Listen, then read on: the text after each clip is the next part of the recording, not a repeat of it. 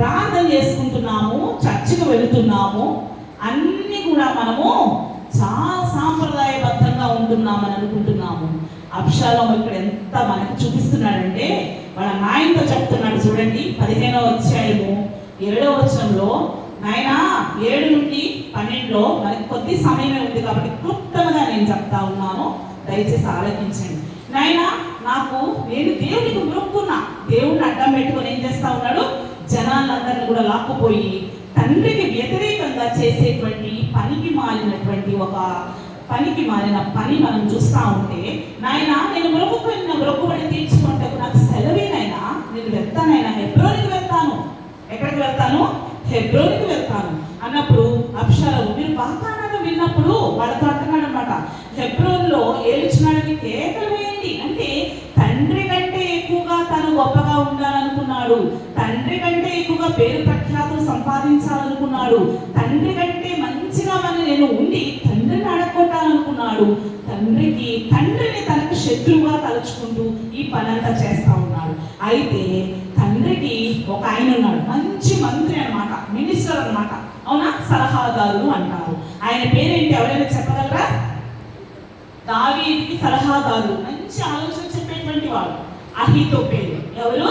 అహీతోపేలు. ఈ అహీతోపేలు అనుకుంటాడు, అయ్యో ఇంకా దావీదు పక్కన ఎవరు లేరు కాబట్టి అందరూ కూడా దేవుడి పేరు చెప్పుకొని వెళ్ళేటువంటి ఈ యొక్క అబ్షాలోము ప్రక్కకే వెళ్ళిపోయారు. దేవుడి పేరుని అడ్డం పెట్టుకొని, దేవుడిని అడ్డం పెట్టుకొని వాళ్ళ నాయన్ని మోసం చేసి, మోసపు మాటలు చెప్పి, నాయన నాకు మొక్కుబడి ఉంది, హెబ్రోనికి నేను వెళ్ళాలి, నా మొక్కుబడిని చెల్లించుకోవాలని చెప్పి ఆ మొక్కుబడులతోటి ఆ అడ్డం పెట్టుకొని జనాలందరినీ కూడా తీసుకొని పెడతా ఉన్నారు. ఆ విషయం దావీదుకి తెలిసినప్పుడు 16వ అధ్యాయానికి వచ్చేసేయండి. 16వ అధ్యాయంలో దావీదుకి తెలుస్తుంది. దావీదుకి తెలిసి అప్పుడు ఎంతో బాధపడతాడనమాట. ఎంత బాధపడతాడంటే, అక్కడ దాకా వద్దులేండి, 16వ అధ్యాయం కూడా కాదు, 15వ అధ్యాయం 13వ వచనంలోనే ఉంటుంది. చూడండి 15-13 ఇశ్రాయేలీయులు అబ్షాలోము పక్షం వహించని దావీదుకు వర్తమానము రాగా, ఇక్కడ తండ్రికి తెలిసిపోద్ది కొడుకు చేసినటువంటి ఆ యొక్క కుట్ర, కొడుకు దేవుణ్ణి అడ్డం పెట్టుకొని చేసిన ఈ పని తండ్రికి తెలిసిపోయి ఆ యొక్క విషయం రాగానే సేవకులందరినీ పిలుస్తాడు. దావీదమ్మ అతయ్యకో వినండమ్మా, మీరు తిరగొద్దు, సేవకులందరినీ కూడా పిలుస్తాడు. పారిపోదాం, ఇంకా మనం ఏం చేస్తాము, పారిపోదాం, ఇంకా అక్కడి నుంచి తప్పించుకొని రక్షణ నొందలేము. మనం అబ్షాలోము చేతిలోని మనము తప్పించుకొని రక్షణ నొందలేము కాబట్టి అతడు హఠాత్తుగా వచ్చి మనల్ని పట్టుకొనుకును, హతము చేయకును, కీడు చేయకును ఉంటున్నట్లు మనం త్వరగా వెళ్ళిపోదామని చెప్తా ఉంటాడు. అందుకు సేవకులు ఏమని చెప్తారంటే, చిత్తగించు రాజా, మేము సిద్ధముగా ఉన్నాము, నీ నగర్ని కనిపెట్టుటకు ఉపపత్తులకు 10 మంది ఉంచి మీరు తన ఇంటి వారినందరినీ వెంట పెట్టుకుని కాలినడకను బయలుదేరతాడు. దావీదు ఎక్కడ బయలుదేరతాడు? కాలినడకను. ఆయన చేసినటువంటి రహస్య పాపము అబ్షాలోము బహిరంగంగా చేస్తూ దేవుని పేరు అడ్డం చెప్పుకొని తండ్రికి అవిధేయత చూపిస్తూ తండ్రికి శత్రువుగా మారి తండ్రిని అక్కడి నుంచి తరిమి కొడుతున్నాడు. అప్పుడు అందరూ కూడా అబ్షాలోము పక్షాన్ని వెళ్ళిపోతారు. ఎందుకు? అబ్షాలోము బలాఢ్యుడు, అబ్షాలోము చక్కనివాడు, బలాఢ్యుడు, ఏదైనా చేయగలిగిన సామర్థ్యం ఉంది కాబట్టి దావీదుకి ఇంకేం లేదు, ఎవరు లేరు పక్కన. కాబట్టి మనం అందరం కూడా అబ్షాలోము పక్కకి వెళ్ళిపోదాం. ఈ అహీతోపెలు అనేటువంటి ఆయన కూడా మంత్రి, మంచి ఆలోచన చెప్పేటువంటి ఆయన కూడా ఎక్కడికి వెళ్ళిపోయాడు? అబ్షాలోము పక్కకి వెళ్ళిపోయాడు. కానీ ఒక ఆయన ఇత్తయి మాత్రము దావీదుతో ఉంటే దావీదు అంటాడు, అయ్యా నువ్వెందుకు నాతో వస్తున్నావు అంటే, రాజు అంటాడు, నువ్వు తిరిగి వెళ్ళిపో, నిన్ననే వచ్చి నువ్వు ఎక్కడికి పోదుమో తెలియక ఉన్న మాతో కూడా ఈ తిరుగులాట ఎందుకు, నీవు తిరిగి నీ సహోదరులను తోడుకొని పో, కృపా సత్యములు నీకు తోడుగా ఉంటాయ్యా, నాతో రావద్దయ్యా, నేను ఎక్కడుంటానో నాకు తెలియదు, నాతో రావద్దు అని అలసిపోయిన మాటలతో అంటే ఇత్తయి అంటాడు, నా ఏలినవాడా నువ్వు ఎక్కడుంటావో ఈ రాత్రి కాల సమయంలో, ఆ బలహీన సమయాల్లో, ఎవరు లేని సమయాలు ఇత్తయి ఇలాంటి వాళ్ళు ఎవరినైనా సంపాదించుకున్నామా? మనం ఇత్తయి ఇలాంటి విశ్వాసం ఎవరైనా మన చుట్టూ ఉన్నారా? అయితే వెళ్తా ఉంటే అక్కడ చూడండి ఎంత బాధ అనిపిస్తుంటే 23వ వచనంలో, వారు సాగిపోవచ్చుండగా జనులందరూ బహుగా ఏడ్చుచుంటారు. మనం సాగిపోతా ఉంటే, మనం వెళతా ఉంటే ఏడ్చే వాళ్ళని సంపాదించుకున్నామా? మన చుట్టూ ఇత్తయి లాంటి వాళ్ళు ఎవరైనా ఉన్నారా? నువ్వు చోట నేను చచ్చిపోతా, నువ్వున్న చోట నేను ఉంటాను. మన బలహీనతలో మనకు తోడు అలాంటి వాళ్ళు ఎవరైనా విశ్వాసం ఉన్నారా అని ఒకసారి మనము పరీక్షించుకోవాలి. మనం సాగిపోతా ఉన్నప్పుడు, మన బాధలో ఉన్నప్పుడు మన కోసం ఏడ్చేవాళ్ళు ఉన్నారా? మన కోసం ఏడ్చి ప్రార్థన చేసేవాళ్ళు ఉన్నారా? ప్రభు ఆలకించడా? ఆలకిస్తాడు. ఆ తర్వాత ఏమైందంటే, తర్వాత ముందుకు వస్తా ఉన్నాడు. కిద్రోను వాగు దాటుతారు, అరణ్య మార్గము పోతా ఉంటారు. సాదోకు లేవీలందరూ దేవుని నిబంధన మందసాన్ని మోస్తా ఉంటారు. అయితే దేవుని మందసాన్ని నింపినప్పుడు అబ్యాతారు వచ్చి పట్టణంలో నుండి జనులందరూ దాటిపో వరకు నిలుస్తాడు. ఈ అబ్యాతారు ఎవరు? యాజకుడు. సాదోకు అబ్యాతారు ఇద్దరు కూడా యాజకులు.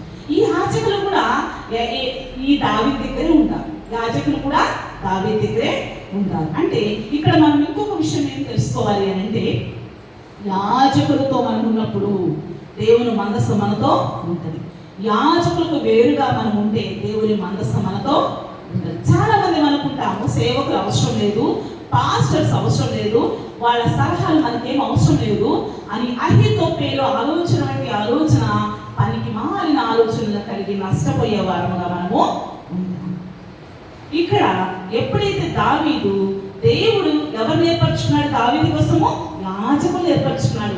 దావీదు కోసము ఏడ్చేవారిని ఏర్పరచుకున్నాడు. దావీదు కోసము ఇత్తయిని ఏర్పరచుకున్నాడు. ఇంకా ఎవరిని ఏర్పరచుకున్నాడో చూద్దామా? కాబట్టి సాదోకును అబ్యాతారును దేవుని మందసమును యెరూషలేముకు తిరిగి తీసుకొని పోయి అక్కడ నిలిచిరి. అయితే ఒలీవ చెట్ల కొండ ఎక్కుచు ఏడ్చుచు తల కప్పుకొని దావీదు అన్నమాట, పాదరక్షలు లేవు, కాళ్ళకి చెప్పులు లేవు, కాలి నడకను వెళుతా ఉన్నప్పుడు జనులందరూ తలలు కప్పుకొని ఏడుస్తా ఉన్నారు. ఒక గొప్ప రాజు కొడుకు కోసము ఇంత పాటలు పడుతున్నాడా? కొడుకు ఇలా చేశాడా? దావీదు ఒక్కడైపోయాడు. కానీ దావీదుకి ఎవరున్నారు? దేవుడు అడుగడుకి చేసిన తప్పు చేశాడు, కానీ దానికి శిక్ష వచ్చింది, కానీ బహిరంగంగా అభిషేకం చేస్తున్నాడు, కానీ ఆయనకు తన అతిక్రమను దాచిపెట్టువాడు వర్ధిల్లుడు, పాపం ఒప్పుకొని విడిచిపెట్టువాడు కనికరం పొందుతాడు. కాబట్టి విడిచిపెట్టాడు, దేవుని కనికరాన్ని పొందుకుంటున్నాడు. అడుగున తన కొరకు దేవుడు సిద్ధపరుస్తూనే ఉన్నాడు. అప్పుడు దావీదు అహీతోపెలు యొక్క ఆలోచన చెడగొట్టమని ప్రార్థన చేస్తాడనమాట. దేవుని ఆరాధించు. చూడండి, మనము ఇక్కడ ఒక విషయం బాగా గుర్తుపెట్టుకున్నాం. నేనైనా మీరైనా కష్టం వచ్చినప్పుడు మనం ఏం చేస్తామండి? అబ్బా మీరేమో కానీ నేను చేయనండి, నేను దేవుని ఈ ఆల్టర్ దగ్గర చెప్తున్నాను ఏమంటే హడావుడి పడతాను అనమాట. ఫస్ట్ ఏం పడతాను? హడావుడి పడతాను. దేవుడు వింటున్నాడు. ప్రార్థన అయితే చేయనండి, ఆలోచన కూడా తప్పిపోతుంది, సమస్యతో సతమతం అవుతూ ముందు ఏడుస్తాను అన్నమాట. ఏడ్చి ఆ సమస్య పరిష్కారం ఏంటి అని వెతుక్కుంటా ఉంటాను. మూడోసారి ప్రార్థన గుర్తొస్తాను. నా మట్టుకైతే నాకు అదే జరుగుతుంది. ఫస్ట్ ప్రార్థన గుర్తుకు రాదు. ఎందుకంటే మనుష్యంగా మనం ఇక్కడ నేర్చుకోవలసింది ఏంటంటే, దావీదు కొడుకు తరుముతా ఉన్నాడు, కొడుకు అబద్ధమాడి ఆయన మోసం చేస్తూ జనులందరినీ లాక్కున్నాడు. అడుగడుగున ఆయనకు శ్రమ, అడుగడుగున బాధ. అయినప్పటికీ ఆయన ఇక్కడ ఏం చేశాడు? దేవునికి ప్రార్థన ఒకటి చేసి ఆరాధించు స్థలం ఒకటి ఆ కొండ మీద ఉన్నప్పుడు ఆ కొండ దగ్గరికి పోయి ఆయన ప్రార్థన చేస్తున్నాడు. ఎక్కడికి రావాలి? మన ఇళ్లలో కాదు. ఆరాధించే స్థలం ఎక్కడ ఉంటుంది మనకి? మందిరము, దేవుని సన్నిధి. ఆరాధించడం అంటే స్తుతి చెల్లించడం. అయ్యా ఇలాంటి కొడుకునిచ్చావు నీకు స్తోత్రం, ఇలాంటి సమస్యనిచ్చావు నీకు స్తోత్రం, ఇలాంటి భార్యనిచ్చావు స్తోత్రం, ఇలాంటి పిల్లల్నిచ్చావు నీకు స్తోత్రం, పనికి మారినటువంటి తాగుబోతు భర్తనిచ్చావు నీకు స్తోత్రం. ఆరాధించే స్థలం ఒకటి ఆయన కనుక్కొని అక్కడ ఆరాధన చేస్తున్నాడండి. ఎంత చేస్తుంటాడో మనకు తెలియదు, కానీ అక్కడ దేవుడు మంచి హూషయ్య అనేటువంటి ఒక ఆయన ఏర్పరచుకున్నాడు. హూషయ్య ఎలాంటి వాడు అంటే, రాజు హూషయ్య అక్కడికి వచ్చి రాజును దర్శనం చేస్తాడు. హూషయ్య అనేటువంటి వ్యక్తి అక్కడికి వచ్చి ఏం చేస్తాడు? దర్శనం చేసి, రాజు నీవు నాతో కూడా వచ్చిన నాకు భారముగా ఉంటావు, హూషయ్య నువ్వు రావద్దు, ఎందుకు వస్తున్నావు నాతోటి నువ్వు అన్నప్పుడు, నీవు పట్టణంలో తిరిగిపోయి ఇంతవరకు నీ తండ్రికి నేను సేవ చేసినట్లు ఇతను నీకు సేవ చేసినని అబ్షాలోముతో చెప్పు, నువ్వు కూడా నా పక్షపు వాడవైంది అహీతోపెలు యొక్క ఆలోచనను చెడగొడతావు. హూషయ్య నువ్వు నాకు చేయవలసిన పనేంటో తెలుసా? అహీతోపెలు యొక్క ఆలోచనను చెడగొట్టాలి. ఈ అహీతోపెలు ఏం చేస్తున్నాడు? అబ్షాలోముకి పిచ్చి ఆలోచన, మీ నాయన మంచోడు కాదు, మీ నాయన అందరినీ కూడా చెడగొడతాడు, మీ నాయన వల్ల ఇది అది అని చెప్పేసి అబ్షాలోముని పిచ్చి మార్గంలో నడిపిస్తా ఉన్నాడు. దావీదుకి మరణాన్ని వెంట పెట్టుకుని వచ్చేవాడుగా ఉంటా ఉన్నప్పుడు దేవుడు ఎవరిని ఏర్పరచుకున్నాడు? హూషైని ఏర్పరచుకుని, అప్పుడు హూషై చెప్తాడనమాట. ఏమని చెప్తాడు చూడండి, మళ్ళీ 17వ అధ్యాయము 2వ వచనం చూస్తే, నేను అతని మీద పడి అతన్ని బెదిరించగల అతని ఎదురుని జనులందరూ పారిపోదురు, రాజును మాత్రం హతము చేసి జనులందరినీ తట్టు త్రిప్పెదరు అని ఈ అహీతోపెలు అబ్షాలోముకి చెప్తా ఉంటే, హూషై అప్పుడు అంటాడు, అన్నమాట ఈ హూషై దావీదు పక్షపు వాడు కాదు, నా పక్షపు వాడిని అబ్షాలోము అనుకుంటా ఉంటే, ఈ హూషై చెప్పిన మాట కూడా ఈసారి ఈ అబ్షాలోముకి ఎప్పుడు కూడా అహీతోపెలు యొక్క ఆలోచన ఎప్పుడు కూడా ఒక స్టాండర్డ్ గా ఉండి, ఆ ఆలోచన ఎప్పుడు కూడా ప్రశస్తంగా ఉండి వినేటువంటి వాడు అన్నమాట. కానీ ఈసారి అబ్షాలోముకి నచ్చకుండా ఏం జరిగింది అంటే, చూడు ఈసారి నీ ఆలోచన నాకు ఏమంత బాగలేదు అని అనకుండా హూషై కూడా ఏం చెప్తాడో విందాము అని చెప్పి హూషైని పిలువననిపిస్తే, ఈసారి అహీతోపెలు చెప్పిన ఆలోచన మంచిది కాదు, మీ తండ్రి అతని పక్షంలో ఉన్నవారు మహాబలాఢ్యులని, అడవిలో పిల్లలను పోగొట్టుకుని ఎలుగుబంట వంటి వారైన రేగిన మనసుతో ఉన్నారని నీకు తెలియను.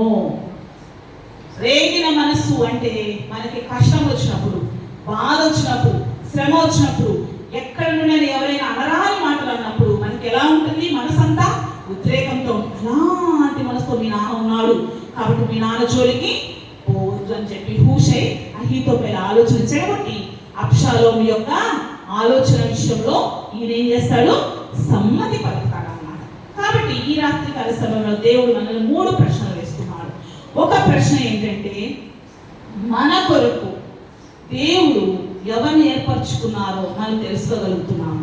2, యాజకుల పక్షంగా మనముండి, యాజకులతో మనముండి దేవుని మందసాన్ని మనం ఆనుకొని దేవుని సన్నిధిలో మనం స్తుతించగలుగుతున్నామా? ఇది మనం ప్రశ్న వేసుకోవాలి.